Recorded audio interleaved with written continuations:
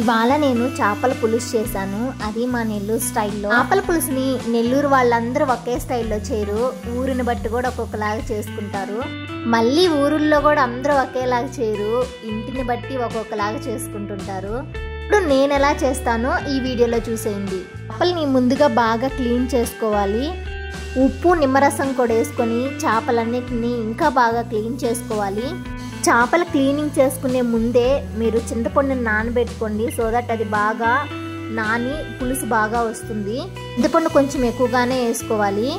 Clean చేసి పెట్టుకున్న చేపల్లో ఉప్పు, కారం, పసుపు వేసుకొని అంతా కలుపుకొని పక్కన పెట్టుకోవాలి. సో ఈ ఉప్పు, కారం, పసుపు అంతా ముక్కలకి బాగా పడుతుంది. ఇప్పుడు మసాలా కోసం ఒక ప్యాన్లో ఆవాలు, మెంతులు, అంటే ఆవాలు 1 స్పూన్ తీసుకుంటే నేను 1/2 మెంతులు తీసుకుంటాను, ఫ్రై చేసుకొని మిక్సీ పట్టుకొని పక్కన పెట్టుకోవాలి.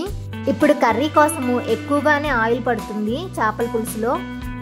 ఆయిల్లో ఆవాలు, మెంతులు, ఆనియన్స్, ఎక్కువగా కరివేపాకు కూడా వేసుకొని బాగా ఫ్రై అయిన తర్వాత టమోటాలు నేను 3 తీసుకున్నాను.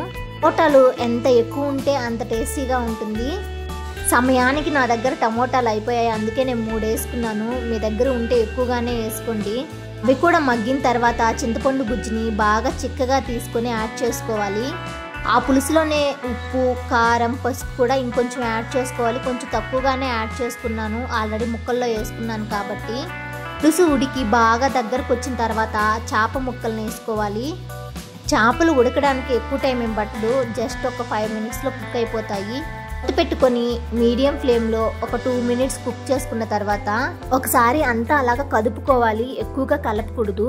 సో కొంచెం కుక్ అయిన తర్వాత మామిడికాయ ముక్కలు మటుకు కంపల్సరీ. చేపల పులుసులో మామిడికాయ వేయిందే టేస్ట్ ఉండదు.